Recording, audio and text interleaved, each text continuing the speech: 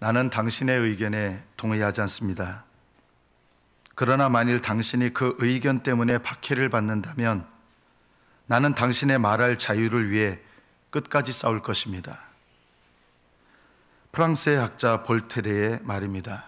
이 볼테르는 무신론자였습니다.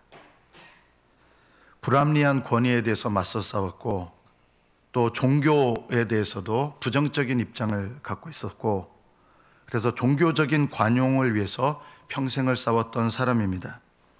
어느 날은 파리의 큰 거리에 서서 하나님을 향해서 이렇게 욕을 퍼부었습니다. 만약 하나님이 계시다면 이렇게 욕지거리를 퍼붓는 나를 이 자리에서 한번 쓰러뜨려 보십시오. 아무 일도 일어나지 않았습니다. 세월이 지나서 83살에 죽을 때가 돼서 이 볼테르는 의사에게 간절히 부탁합니다.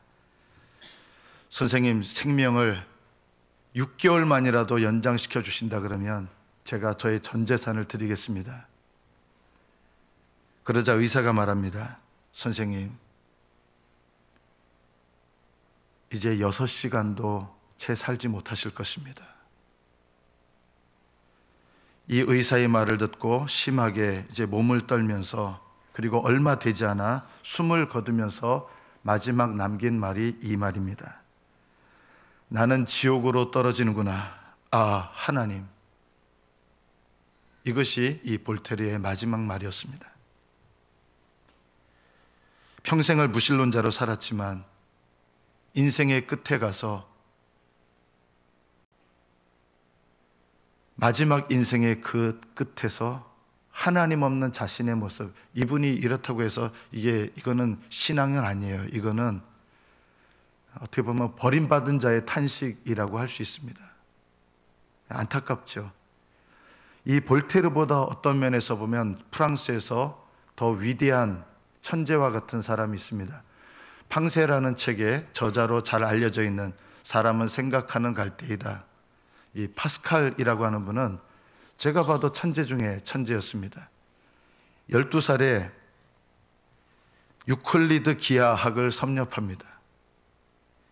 16살에 원추 곡선 이론을 발표해서 수학계를 깜짝 놀라게 하고 16살에 논문을 쓰는데 수학자들로부터 아르키메데스 이후에 최고의 업적을 남긴 역작이다, 이런 찬사를 듣는 논문을 쓰게 됩니다.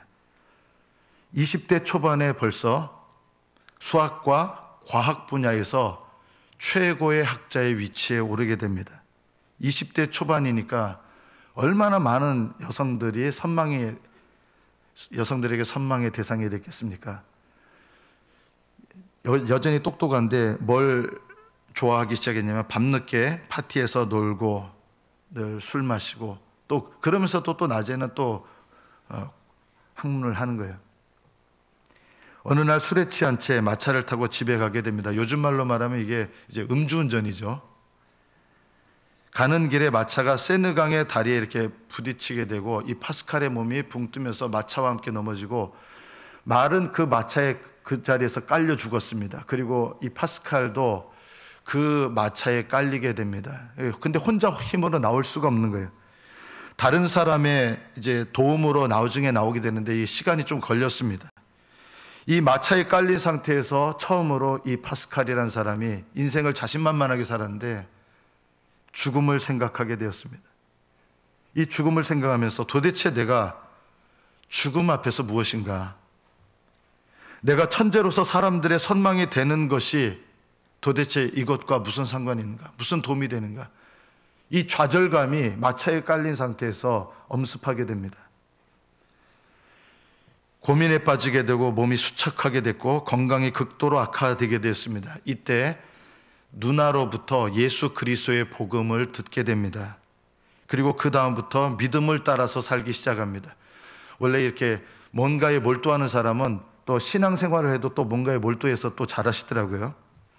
이 31살 때 나이였는데 이분이 이제 마차에 깔린 게 31살이에요. 이 신앙생활을 하면서 정말 기도도 많이 하고 그러다가 어느 날 기도 가운데 신학자들이 말하는 소위 성령 세례의 체험을 하게 됩니다. 성령 세례가 뭐냐면 하나님께서 강력하게 임재하시는 거예요. 강력하게. 이런 성령 세례에 체험하신 분이 그렇게 많지는 않습니다. D.L. 무디, 화이트필드, 조나단 에드워드, 이런 위대한 복음의 전도자들이 한결같이 하나님의 성령의 강력한 임재를 경험하거든요. 이 성령 세례 체험을 하고 31살 때 나이인데 말과 마차를 다 팔아버립니다. 그리고 자기가 가지고 있던 귀한 장식품, 귀금속을 다 처분해서 가난한 사람들에게 다 나눠줍니다. 그리고 책도 많았는데 믿음에 관한 책을 빼고 다 처분해서 또 나눠줍니다. 이후부터 은밀한 골방의 기도가 중요한 일상이 됩니다. 틈만 있으면 은혜를 사모하곤 했습니다. 그리고 이분이 마지막 죽기 전에 남겼던 말은 이것이었습니다. 주님, 저를 버리지 마옵소서. 나는 나를 위해 고통받고 죽으신 나의 구원자를 향해 팔을 듭니다. 이것이 팔을 듭니다 하고 숨을 거둔 거예요. 이분이 죽었을 때 이분이 늘 입고 다니는 양복이 있었습니다. 그 양복을 사후에 보니까 여기 안쪽에 뭘 꿰매놓은 거예요. 그래서 그 꿰매놓은 거를 이렇게 뜯어보니까 그 안에 양피지로 적힌 문서 같은 게 나왔습니다. 쭉 펴보니까 거기에 있었던 내용이 이것이었습니다. 31살 때, 39살 때 이분이 죽었는데 31살 때 이분이 경험했던 하나님의 체험을 너무너무 감격스러워서 그 양피지에다가 옮겨 적어서 그 감격스러운 감정을 늘 기억하려고 꼬매가지고 평생을 그 옷을 입고 있었던 것입니다. 그 양피지에 31살 때 경험에 쓰여져 있던 그 내용은 이것입니다. 은총의 때 1654년 11월 24일 밤 10시 30분에서 12시 30분 사이 2시간 동안 강력한 임재를 경험했던 것 같아요. 아브라함의 하나님, 이삭의 하나님, 야곱의 하나님, 철학자와 학자의 하나님이 아니다. 확신, 감격, 기쁨, 평화. 예수 그리스도의 하나님, 하나님은 나의 하나님이 되리라. 하나님 외에 이 세상과 온갖 것에 대하여 모든 것을 잊어버리다. 하나님은 오직 복음에서 가르치신 길에 의해서 알 수 있을 뿐이다. 의로우신 아버지, 세상이 아버지를 알지 못하여도 나는 아버지를 알았습니다. 기쁨의 눈물. 나는 당신에게서 떠나 있었습니다. 생수의 근원이신 하나님을 버렸습니다. 이제 나는 당신을 영원히 떠나지 않겠습니다. 영생은 곧 유일하신 참 하나님과 당신이 보내신 자 예수 그리스도를 아는 것입니다. 예수 그리스도, 나는 당신을 저버리고 피하고 부인하고 십자가에 못 박았습니다. 이제 나는 절대로 당신에게서 떠나지 않겠습니다. 당신은 오직 복음을 통해서만 알 수 있습니다. 일체 모든 것을 기쁘게 포기합니다. 예수 그리스도와 나의 인도자에게 전적인 순종. 여기 인도자는 성령님을 말하는 것 같습니다. 전적인 순종. 이 땅에서 잠깐의 노력을 통해 얻는 영원한 기쁨. 나는 당신의 말씀을 결코 잊지 않겠습니다. 아멘. 이 내용이 이 양피지에 적혀 있었습니다. 하나님은 여러분 모두를 사랑하시고 이 세상 모든 사람들을 사랑하십니다. 그러나 모든 사람들이 하나님의 사랑을 받아들이는 것은 아닙니다. 영접하는 자, 곧 그 이름을 믿는 자들이 그 사랑을 받고 하나님의 영원한 생명을 경험하는 것입니다.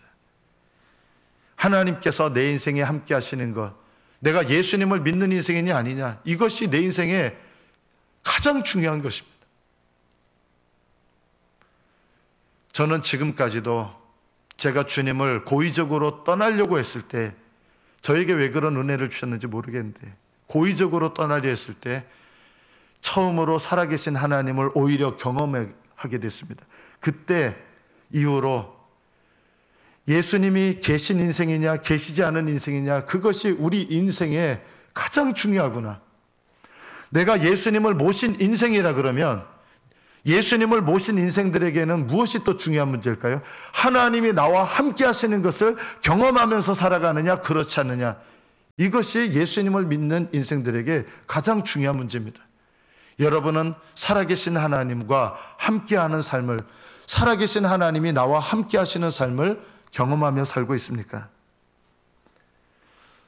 우리가 임마누엘의 믿음을 가지려면, 이 임마누엘이란 말은 임이라는 히브리어는 with, 함께라는 뜻이고요. 임마누 하면 우리와 함께 이런 뜻이고, 엘이라는 말은 하나님입니다. 그래서 임마누엘이라는 말은 하나님이 우리와 함께 계신다, 이 뜻입니다.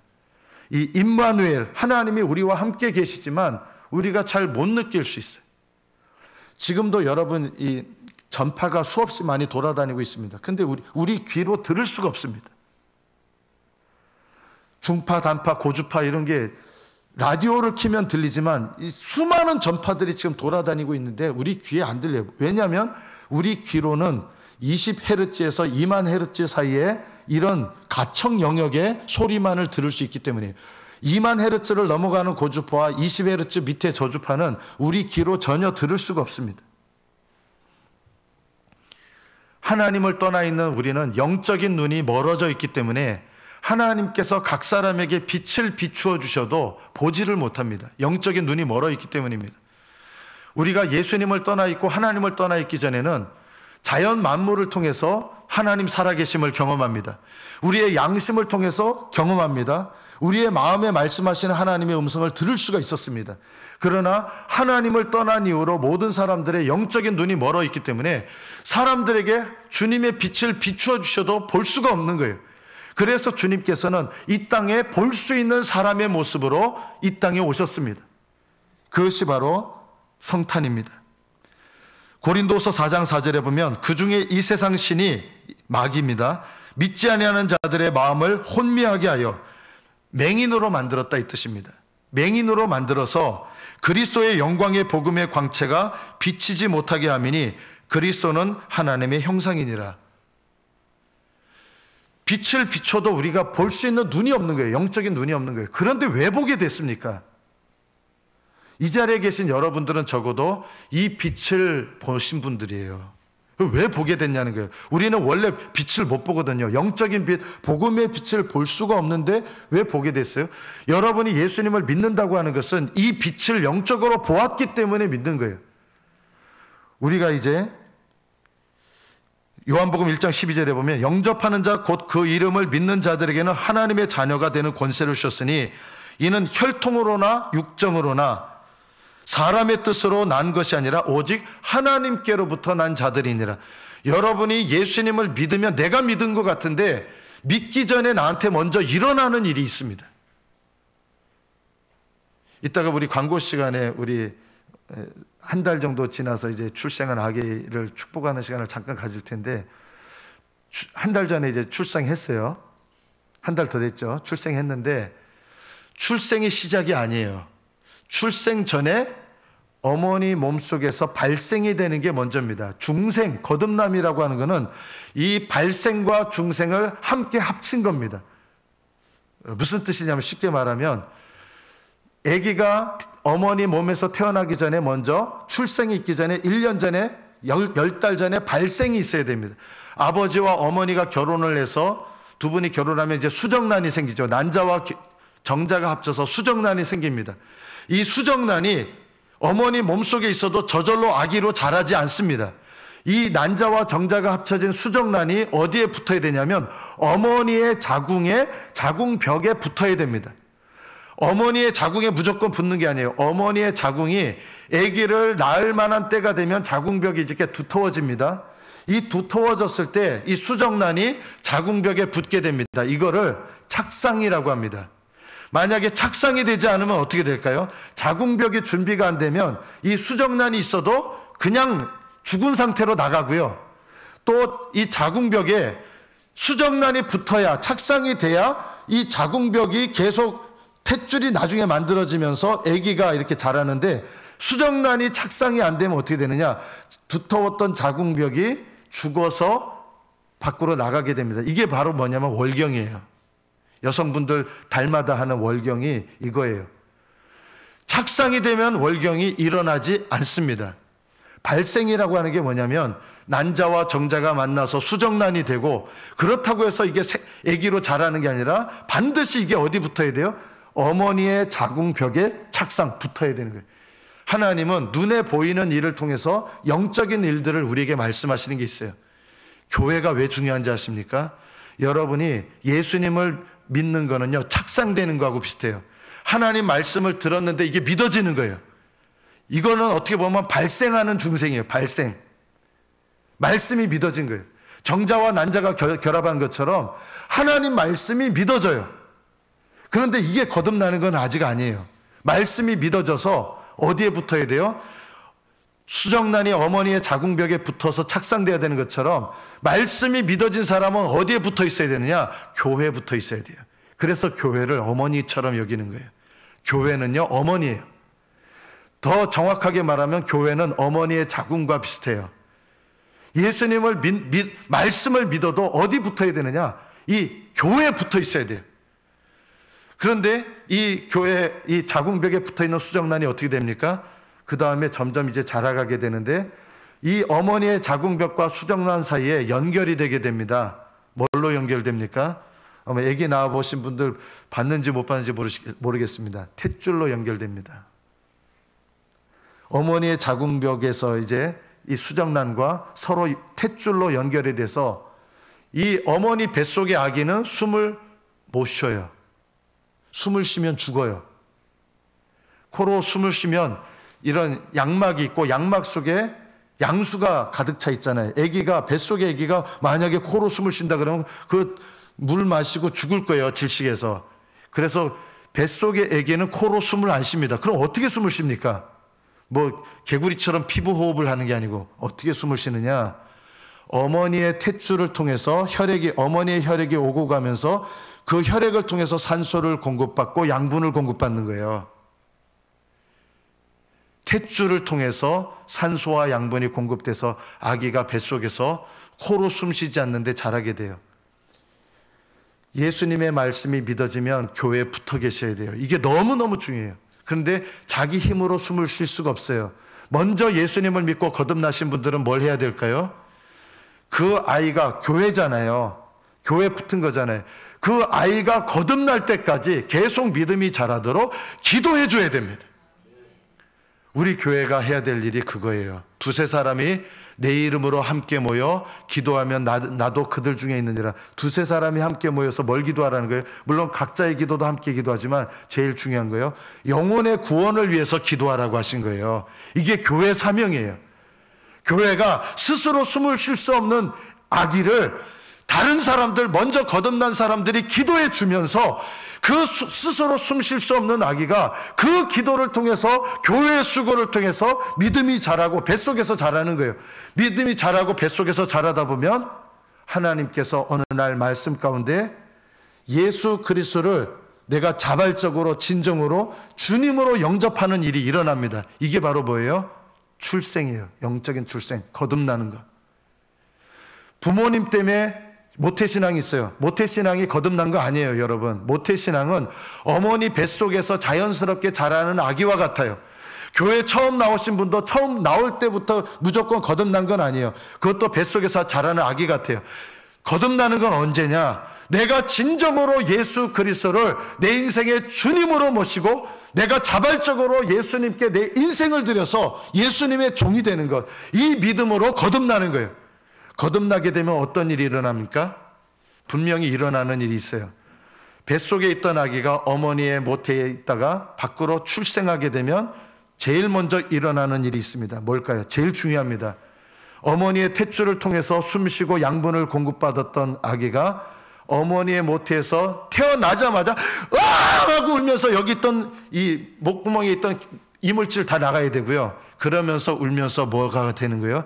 이때부터 호흡하기 시작하는 거예요. 예수님을 믿고 거듭나면 어떤 일이 일어납니까? 성령을 받아 기도하게 돼 있습니다.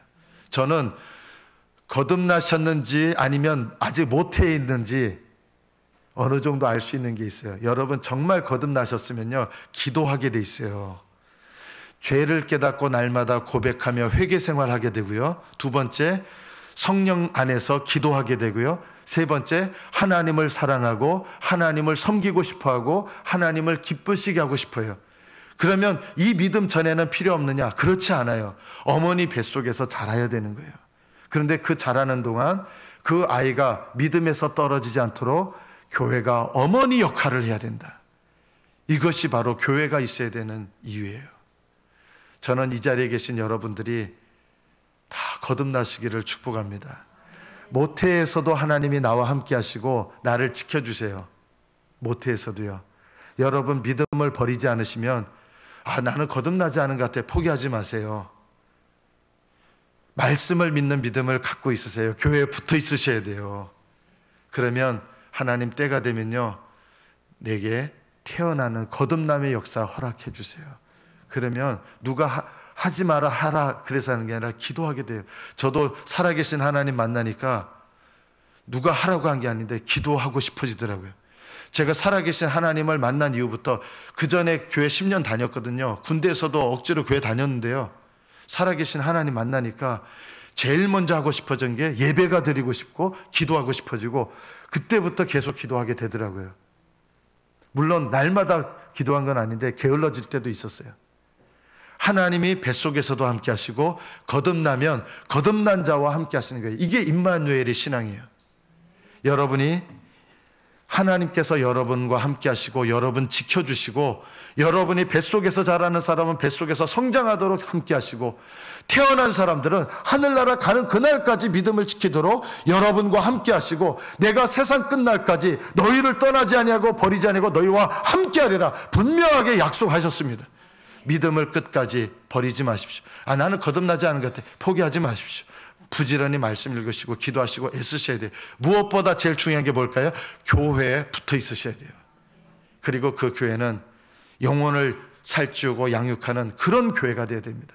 우리 교회가 그런 교회가 되기를 축복합니다. 두 번째, 하나님이 함께 하심을 경험하려면 내가 무엇이 필요할까요? 내가 거듭났든지 거듭나지 않았든지 기도의 응답을 받아야 정말 하나님이 살아계시는구나, 정말 임마누엘을 내가 경험하는 거예요. 하나님이 살아계신 걸 경험하는 거예요. 하나님이 살아계신 걸 경험하려면 어떻게 될까요? 이 말씀을 부지런히 읽으셔야 됩니다. 이 말씀은 이제 헬라어로 로고스라 그래요. 기록된 말씀은 하나님 말씀인데 이거는 로고스라 그래요.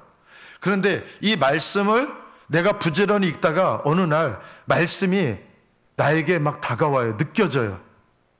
기록된 말씀은 로고스인데 이 기록된 하나님 말씀이 나에게 하는 말씀으로 들려져요. 느껴지고 깨달아져요.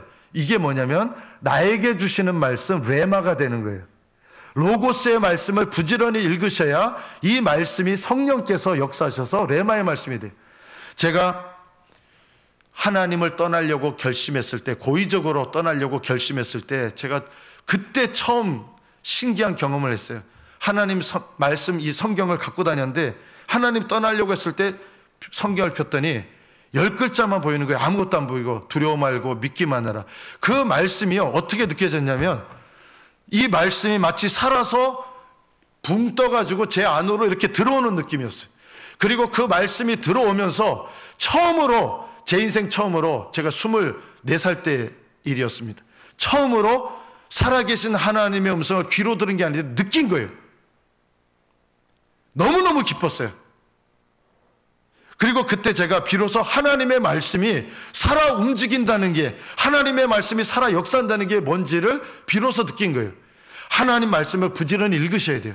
읽을 때 여러분이 그 믿음의 마음으로 기도하시고 기도하면서 성경을 읽으시면 이 말씀이 내게 주시는 레마의 말씀으로 오는 거예요. 이 레마의 말씀으로 말씀을 받는 것이 하나님의 함께 하심을 경험하는 거예요. 또 하나님의 함께 하심을 경험하려면 여러분이 말씀을 읽은 게 많아야 돼요. 제가 어느 날 제가 교육전도사 때예요. 제가 두 부서를 맡아가지고 밤에 이제 저녁 9시쯤 옵니다. 너무 피곤해가지고 이제 그냥 잠들어요. 한 10시쯤 이제 전화가 왔어요. 밤 10시에.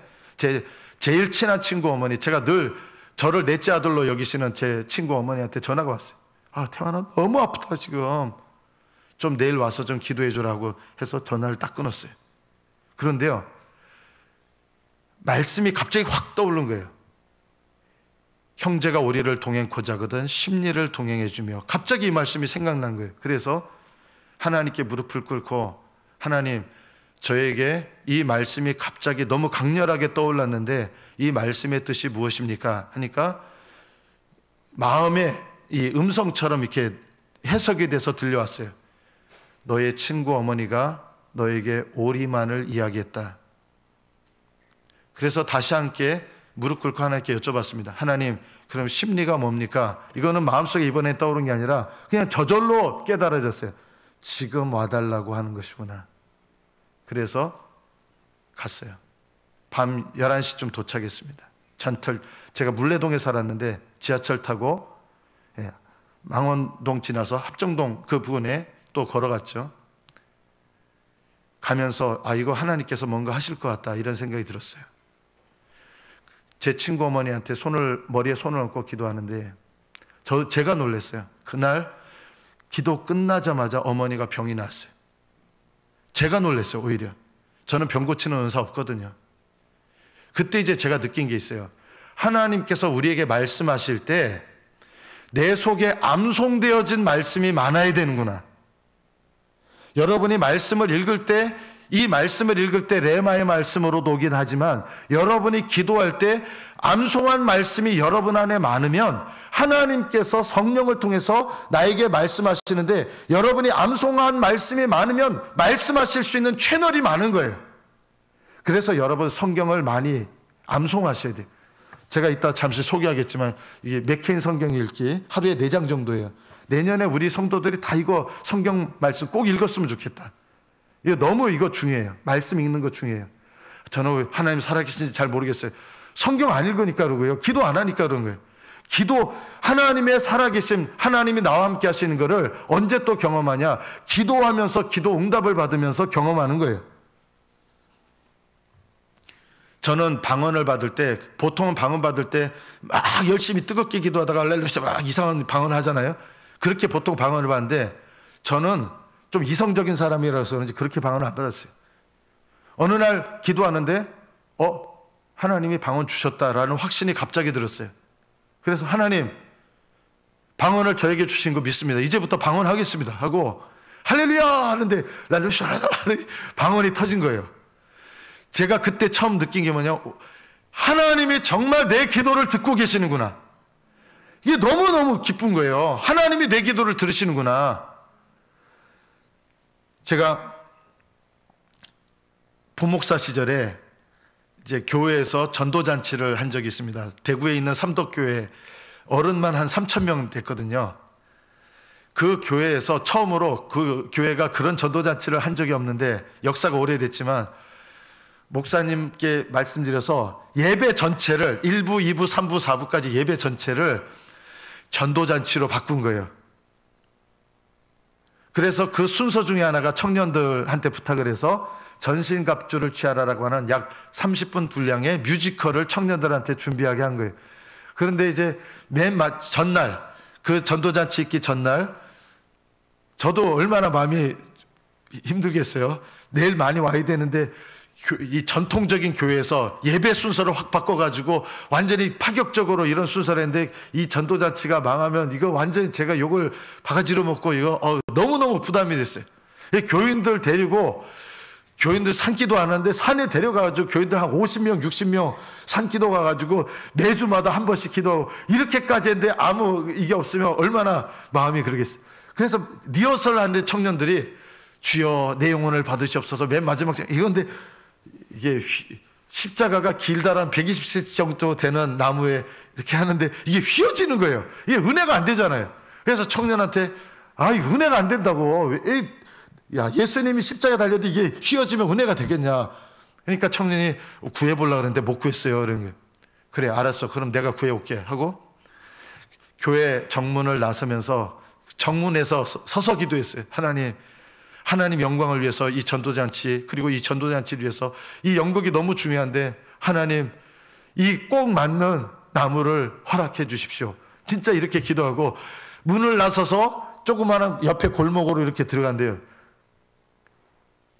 그 옆에 골목에 기둥 같은데 나무가 하나 이렇게 세워져 있는 게 누가 왜 거기다 갖다 놨는지 모르겠어요. 길이도 똑같아요. 그 청년이 썼던 폭도 똑같은 나무가 거기 딱 서 있는 거예요. 그래가지고 10초 만에 응답을 받아가지고 청년들한테 그걸 갖고 온 거예요. 아무한테도 얘기 안 했어요. 제가 그 당시에. 근데 저는요, 너무 기쁜 거예요. 하나님께서 이 기도를, 이 전도잔치 하는 거를 기뻐하시는구나. 10초 만에 응답받아서 제가 제일 먼저 응답받은 건 아까 그 어머니 위해서 기도한 게 제일, 기도하자마자 응답받은 거고, 그 다음에 그 10초 만에 응답받은 거예요. 너무너무 기쁘고 감사한 거예요. 하나님이 우리 이 지금 전도잔치와 함께 계시는구나. 하나님께서 내 기도를 들으시는구나. 하나님이 함께 하시는 게 이 기도의 응답을 통해서 느껴지니까 너무너무 기쁜 거예요. 하나님이 나와 함께 하시는 거, 이 임마누엘의 신앙은 어떻게 해서 경험합니까? 내가 기도의 응답을 받아봐야 이걸 아는 거예요. 성도 여러분, 기도의 응답은 어떻게 받아요? 기도해야 받아요. 안 믿어져도 기도하세요. 안 믿어지는데 기도하면 기도하는 믿음을 보시고 응답해 주세요. 저는 믿음으로 기도해야 다 응답하신다. 아니더라고요. 안 믿어져도 그래도 기도하는 그 믿음 보시고 응답받는 거 많아요. 여러분, 기도의 응답을 통해서 임마누엘의 신앙을 가지시기를 축복합니다. 맨 마지막 세 번째, 어떤 임마누엘의 신앙을 가져야 되느냐? 주님께서 나와 함께 하시는 것도 임마누엘이지만 이제는 내가 주님과 함께하는 것도 임마누엘의 신앙입니다. 이것을 기뻐하십니다. 하나님께서 나에게 베푸신 은혜 때문에 내가 하나님을 위하여 기꺼이 드리는 것, 내가 하나님과 함께하는 것, 이것이 가장 귀한 신앙이에요. 아브라함은 많은 은혜를 받았어요. 그런데 아브라함이 125살쯤 돼서 네 사랑하는 독자 이삭을 번제로 드리라. 이게 청천벽력 같은 시험이었죠.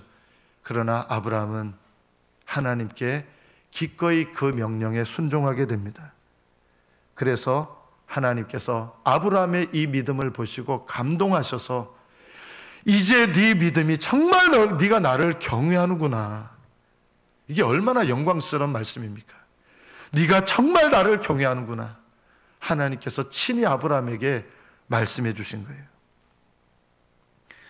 하나님은 나와 함께 하심을 믿습니다. 이것도 귀한 믿음이지만요, 나와 함께 하시는 하나님을 믿으면서 하나님께 나의 마음을 드리고 삶을 드린 거 더더욱 귀중합니다. 이스라엘 백성이 멸망하고 바벨론의 포로로 끌려갔습니다. 그 중에서 제일 똑똑한 사람들 중에 다니엘, 사드락, 메삭, 아벳느고라는 사람들이 있었습니다.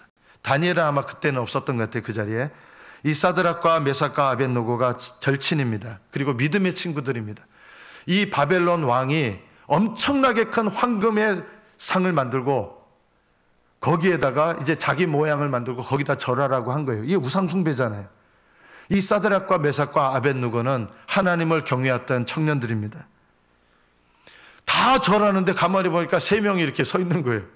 그래서 자기가 아끼는, 포로로 끌려왔지만 똑똑한 애들이래 가지고 바벨론 교육을 시키면서 이렇게 아끼는 애들이었거든요. 그래서 아주 좋은 말로 얘기합니다. 얘들아, 이제라도 준비했다가 모든 악기가 울 때 우상에게 절해라. 만일 절하지 않으면 맹렬하게 타는 풀무불 가운데 너희들 던져놓을 텐데 너희들을 내 손에서 건져낼 신이 어디 있겠니? 좋은 말 할 때 알아듣고 절해라 한 거예요. 그러자 사드락과 메삭과 아벳느고가 이렇게 대답합니다. 느부갓네살 왕이여, 우리가 이 일에 대하여 왕에게 대답할 필요가 없나이다. 왕이여, 우리가 섬기는 하나님이 계시다면 우리가 맹렬히 타는 풀무불 가운데서 능히 건져내시겠고 왕의 손에서도 건져내실 것입니다. 그렇게 하지 않으실지라도 왕이여, 우리가 왕의 신들을 섬기지도 아니하고 왕이 세우신 금신상에게 절하지도 아니할 줄을 아옵소서.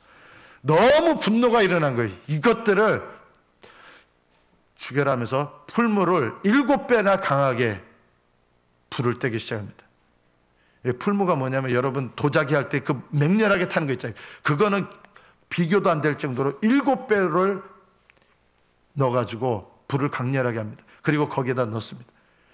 그런데 그 불 가운데서 그냥 타서 끝나야 되는데 이 세 사람이 계속 서 있는데 한 명이 더 있는 거예요. 하나님께서 천사를 보내셨든지 사람의 모습으로 오셨든지 그들과 함께 하신 거예요. 너무 놀라서 나와봐라 한 거예요. 이들이 나왔는데 머리털 하나도 끄슬리지 않고 풀무불에서 나온 거예요.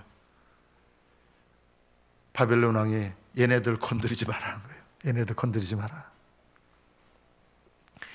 이들의 친구였던 다니엘은 한 달 동안 이 다니엘을 싫어하는 사람들이 있었어요. 근데 다니엘이 요즘 보면 좀 한동훈 장군보다 더 똑똑한 사람이었던 것 같아요. 다니엘이요, 얼마나 똑똑했냐면 포로로 끌려왔던 사람인데 가장 높은 왕 다음의 자리까지 올라갑니다. 그러니까 얼마나 시기하는 사람들이 많았겠어요.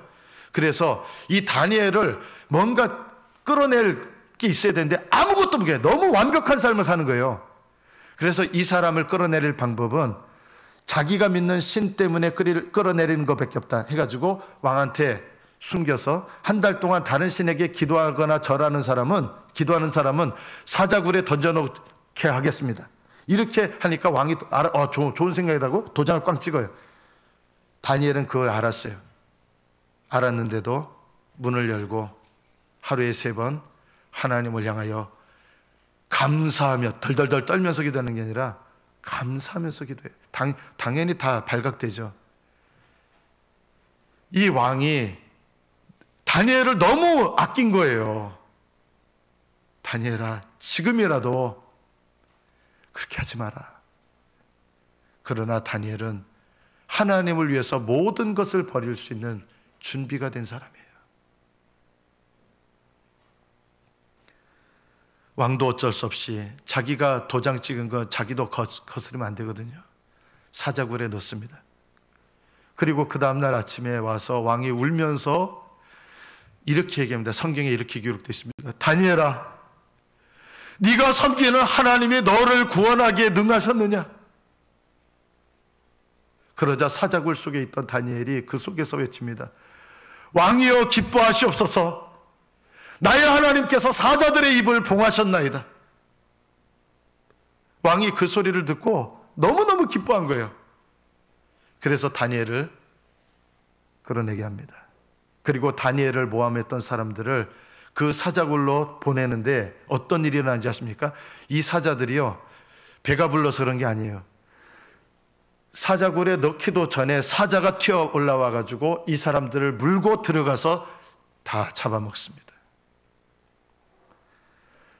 하나님과 함께하는 믿음은 하나님께서 너무나 기뻐하시고 하나님께서 그 영혼들을 지켜주시고 하늘나라에서 영원한 상을 주실 것이고 이 땅에서도 부끄럽지 않게 하실 것입니다. 하나님이 나를 떠나지 아니하시고 버리지 아니하시고 나와 함께 하시는 것을 경험하는 이 믿음도 존귀하고, 이 믿음 가운데서 내가 하나님을 섬기는 믿음, 하나님을 위하여 내 인생을 드리는 것, 하나님과 함께하는 인생이 되도록 내 삶을 헌신하는 것, 이것을 하나님께서 너무나 기뻐하십니다. 여러분, 이 임마누엘의 신앙으로 여러분의 삶을 하나님께 드리셔서 이 땅에서 하나님이 함께 하시는 인생 되시고 하늘나라에서 영원히 하나님께서 함께 하시는 복된 믿음이 되시기를 예수님의 이름으로 축복합니다. 기도하겠습니다.